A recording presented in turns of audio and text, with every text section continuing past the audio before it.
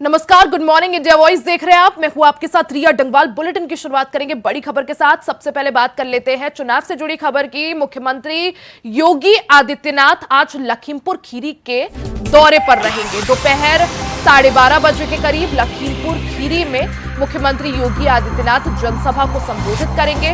गोला लखीमपुर में सीएम योगी आदित्यनाथ जनसभाएं करेंगे। दोपहर 1:30 बजे धौराहर लोकसभा क्षेत्र में जनसभा करेंगे। मोहम्मदी नगर में सीएम योगी आदित्यनाथ की जनसभा होगी। सीतापुर लोकसभा क्षेत्र में जनसभा को संबोधित करेंगे मुख्यमंत्री योगी आदित्यनाथ। तो पहले, दूसरे और तीसरे चरण के चुनाव संपन्न होने के बाद अब बारी चौथे और पांचवें चरण की है।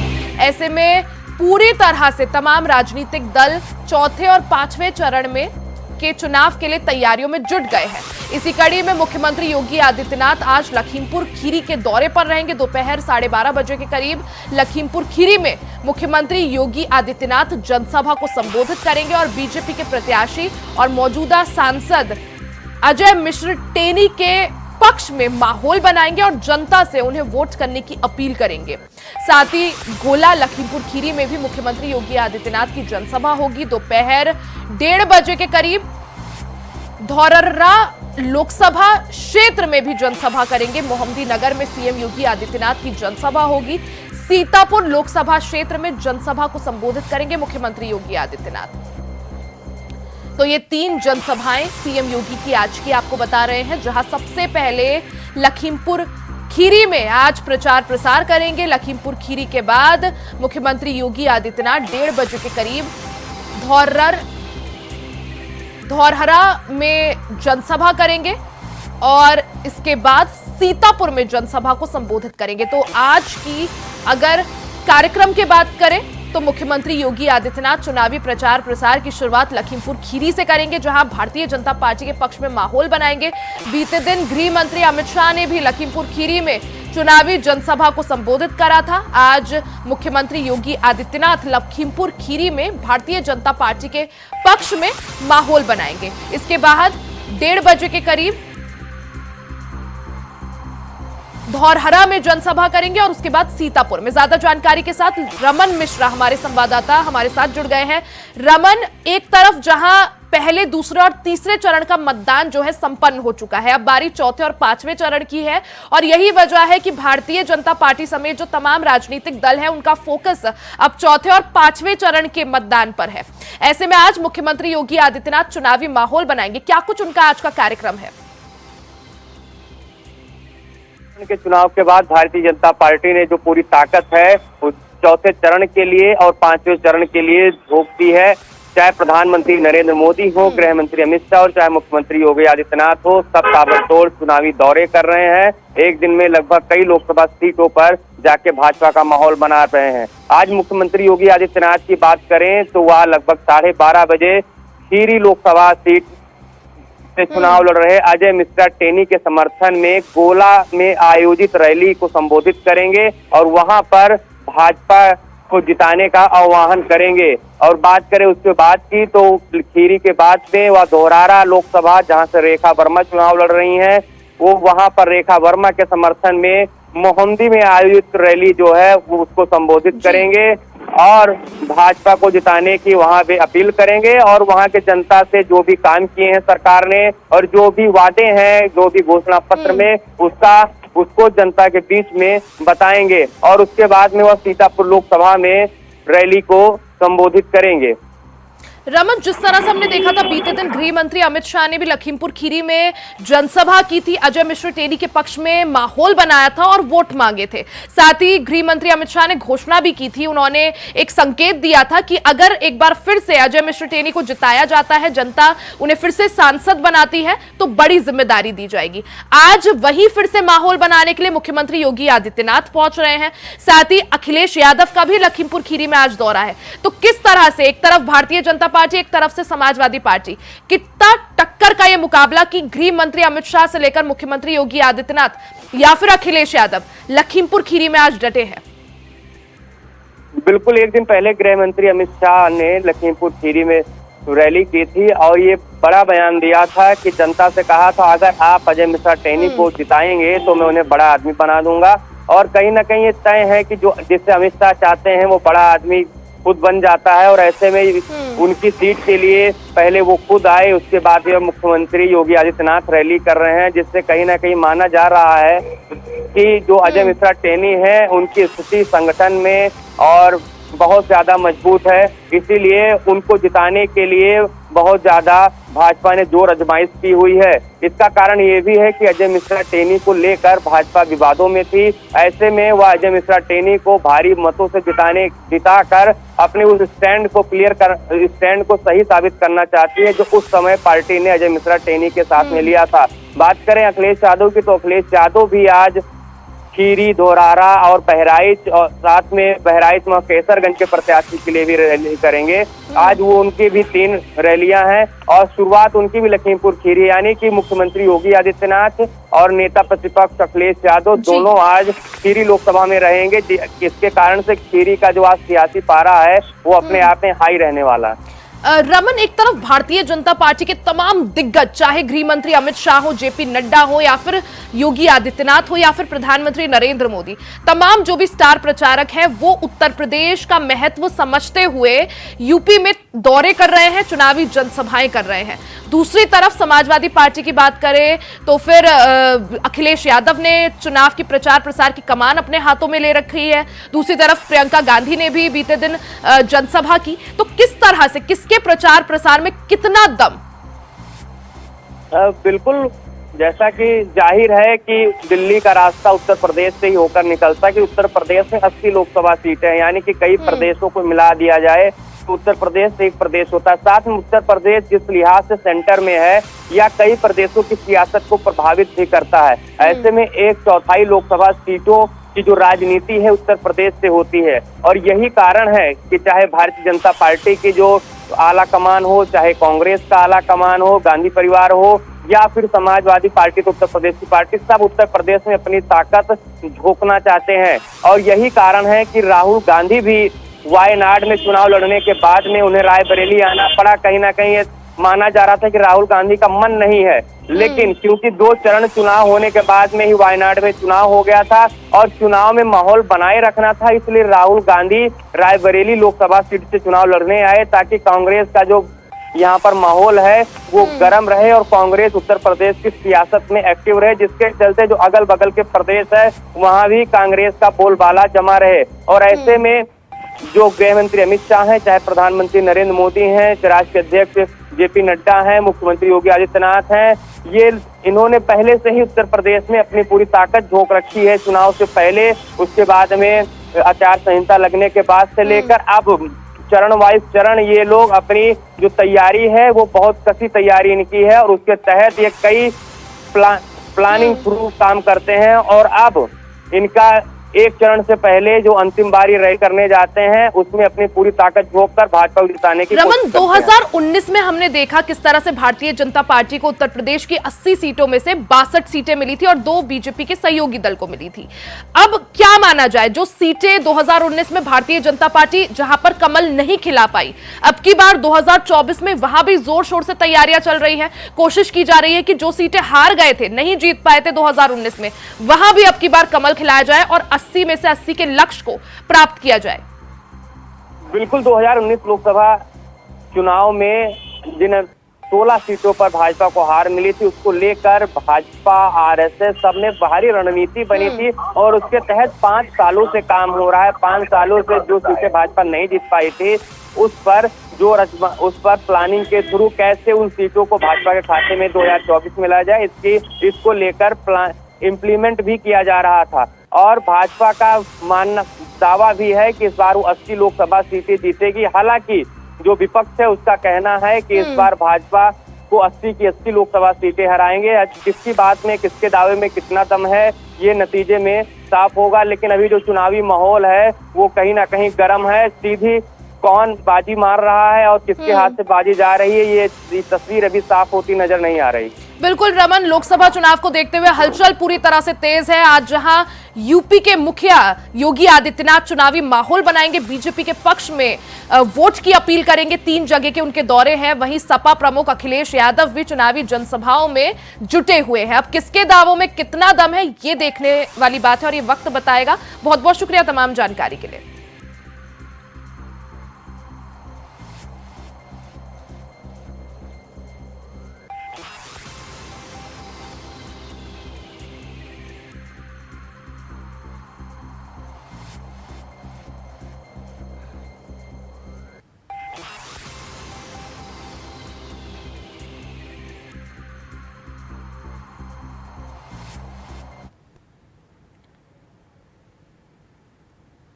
रुकेंगे एक छोटे से ब्रेक के लिए, खबरों का सिलसिला जारी रहेगा, बने रहे हमारे साथ। ब्रेक के बाद एक बार फिर से आपका स्वागत है। खबरों में आगे बढ़ते हैं। लखनऊ से आपको बड़ी खबर बता दें, इलाहाबाद हाईकोर्ट की लखनऊ पीठ ने अहम टिप्पणी की है। मुसलमान लिव इन रिलेशनशिप का दावा नहीं कर सकते, ऐसा कोर्ट का कहना है। कोर्ट ने कहा कि ये उनके पारंपरिक कानून के खिलाफ है। अंतर धार्मिक जोड़ों के मामले में ये अहम टिप्पणी इलाहाबाद हाईकोर्ट की लखनऊ पीठ ने की है।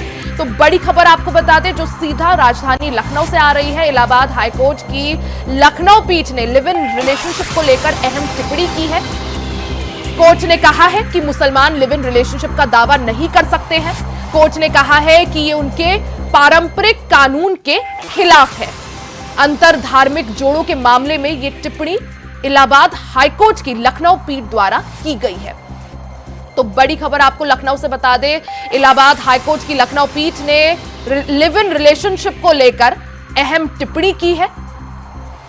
इलाहाबाद हाईकोर्ट की लखनऊ पीठ ने कहा है कि मुसलमान लिव इन रिलेशनशिप का दावा नहीं कर सकते। ज्यादा जानकारी के साथ मोहम्मद आसिफ हमारे साथ लाइव जुड़ गए हैं। मोहम्मद आसिफ, क्या कुछ ये टिप्पणी है जो इलाहाबाद हाईकोर्ट की लखनऊ पीठ ने की है लिव इन रिलेशनशिप को लेकर, जिसमें मुसलमानों का विशेष तौर पर जिक्र किया गया है? जी बिल्कुल रिया, इलाहाबाद हाई कोर्ट के जस्टिस AK श्रीवास्तव और AR मसूदी ने एक अहम टिप्पणी की है। हुआ भी इस टिप्पणी में यह कहा गया है कि कोई मुसलमान व्यक्ति लिव इन रिलेशनशिप में नहीं रह सकता है और कहा है कि उसकी जीवन संगनी अगर पहले से भी मौजूद है तब वह और भी नहीं रह सकता है। और यह जो टिप्पणी की है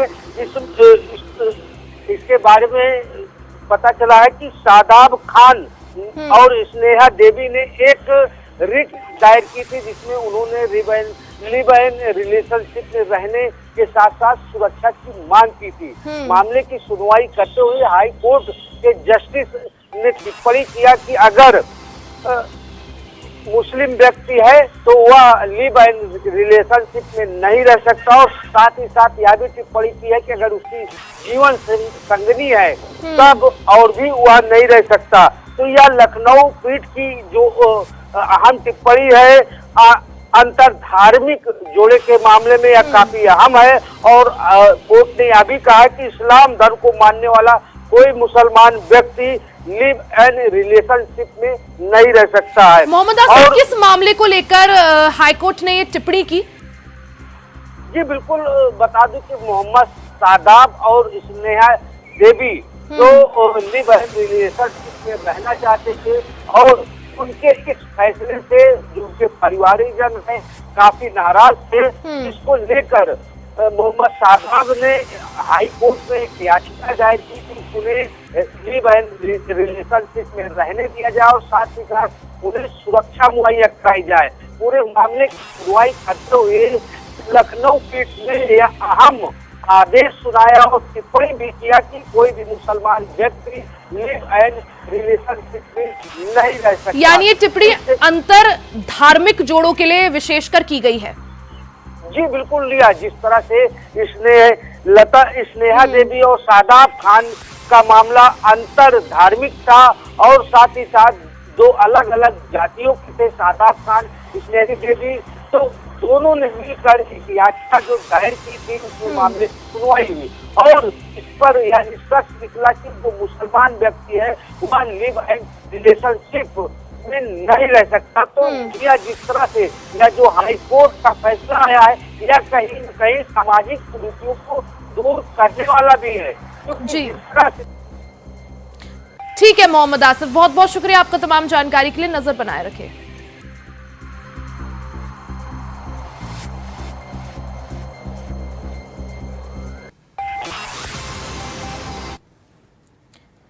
वहीं लोकसभा चुनाव के तीसरे चरण का मतदान 7 मई को संपन्न हुआ। चुनाव आयोग ने अब इसका आधिकारिक डेटा भी जारी कर दिया है। तीसरे चरण में 11 राज्यों में 65.68% मतदान हुआ है। यूपी की बात करें तो यूपी की जिन 10 लोकसभा सीटों पर चुनाव हुआ था उसमें 57.55% मतदान हुआ। वहीं असम की अगर बात करें तो असम में सबसे ज्यादा मतदान प्रतिशत देखने को मिला। अगर असम की बात करें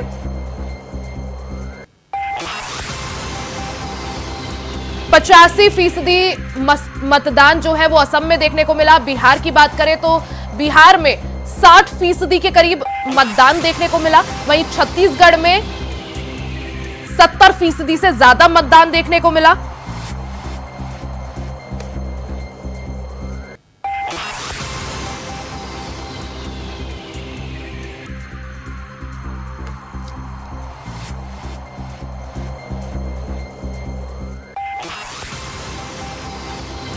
तो चुनाव आयोग ने मतदान प्रतिशत कितना रहा, जो 7 मई को तीसरे चरण के लिए मतदान हुआ था उसमें मतदान प्रतिशत का कितना रहा, इसको लेकर आंकड़े जारी कर दिए हैं। डेटा जो है वो जारी कर दिया है। अगर बात की जाए तीसरे चरण में जो 11 राज्यों में चुनाव हुआ उसका मतदान प्रतिशत 65.68% रहा। यूपी की बात करें तो जिन 10 लोकसभा सीटों पर मतदान हुआ उनमें 57.55% मतदान रहा।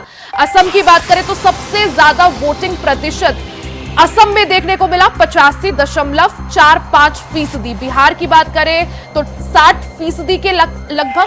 छत्तीसगढ़ की बात करें तो 71.98% मतदान देखने को मिला। गुजरात में 60.13%, कर्नाटक में 71.84%, मध्य प्रदेश में 66.74% और महाराष्ट्र में 63.55%। पश्चिम बंगाल की बात करें तो 77.53% मतदान हुआ। तो पहले, दूसरे और तीसरे चरण के लिए मतदान संपन्न हो चुका है। तीसरे चरण की बात करें तो बीते 7 मई को तीसरे चरण के लिए वोटिंग संपन्न हुई, जिसके बाद अब इलेक्शन कमीशन ऑफ इंडिया यानी चुनाव आयोग ने आधिकारिक डेटा भी जारी कर दिया है।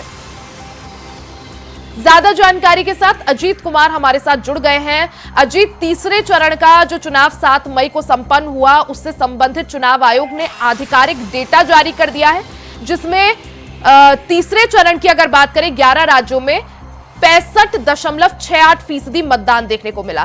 क्या मायने इसके निकाले जाए और कितना अंतर पहले और दूसरे चरण से देखा जा सकता है इस तीसरे चरण में?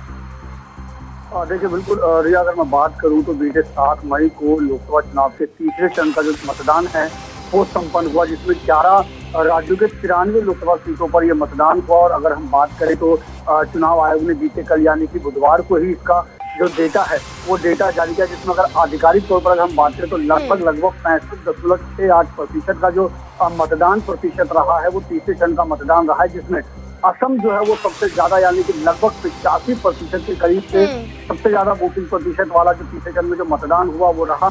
वहीं अगर मैं यूपी और बिहार की बात करूं तो वहां एक बार फिर से कहीं ना कहीं चुनाव आयोग को निराशा हाथ लगी, क्योंकि चाहे वो चुनाव आयोग हो या तमाम प्रशासनिक अमला हो, वो ज्यादा से ज्यादा मतदान प्रतिशत कराने के लिए लोगों के बीच पहुंचकर अवेयरनेस प्रोग्राम कर रहा है। लेकिन जिस तरीके से यूपी और बिहार का जो मतदान प्रतिशत देखने को मिला है वो एक बार फिर से निराशा जो हुई। अजित, असम का और पश्चिम बंगाल की बात करें तो वहां मतदान प्रतिशत सबसे ज्यादा है, वहीं उत्तर प्रदेश और बिहार में सबसे कम। आखिर वजह क्या मानी जाए? आखिर क्या वजह कि यूपी हमने देखा पहले और दूसरे चरण में भी पिछड़ा हुआ था और तीसरे चरण में भी वही नतीजे?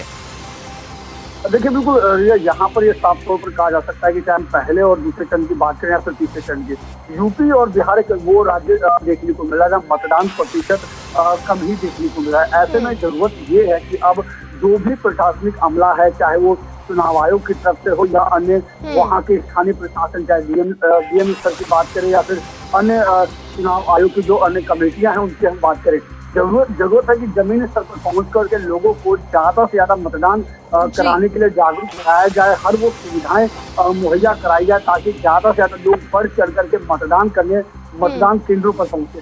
लेकिन अब तक की अगर हम बात करें 3 चरण के चुनाव में, तो 3 चरण के चुनाव में जिस तरीके से देखने को मिला मतदान प्रतिशत, वो कहीं ना कहीं निराशा लगे। हालांकि ये साफ तौर पर कहा जा सकता है कि जब भी मतदान प्रतिशत एवरेज औसतन रहती है तो कहीं ना कहीं उस समय की जो मौजूदा सरकार है उसके लिए वहां पर ज्यादा खतरा देखने को नहीं मिलता है। हालांकि जब मतदान प्रतिशत बढ़ता है तो वहां जरूर ये देखने को मिलता है कि कहीं ना कहीं जो लोग हैं, बिल्कुल अजित, और यही वजह है कि तीसरे चरण में जिस तरह से 65% मतदान रहा है, इसको ज्यादा ना अच्छा ना बुरा माना जा सकता है। आप नजर बनाए रखें। बहुत बहुत शुक्रिया तमाम जानकारी के लिए।